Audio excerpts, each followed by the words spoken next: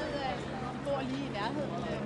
Hvordan er det at være her i dag med alle de her mange tusind mennesker, som stemmer sammen rundt om os? Altså, jeg synes, det er fantastisk at se den her opbakning om, hvordan det ikke kun er lokalmiljøet, men også mindehøjtidligheden for at markere, at vi står sammen mod de mørke kræfter, der vil bekæmpe vores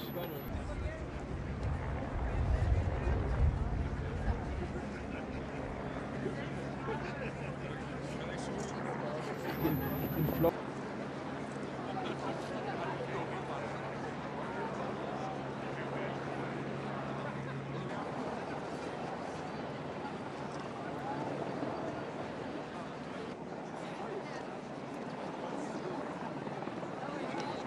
andre med en ring går man som helt befaret.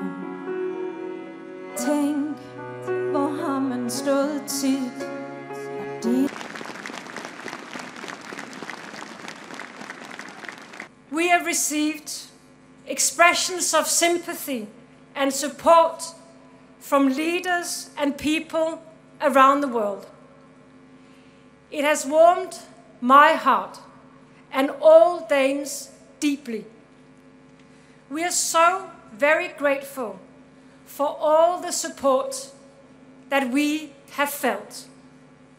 Thank you to you all, and also you who have traveled from abroad to join us tonight in this moment of commemoration. We feel that we are not alone.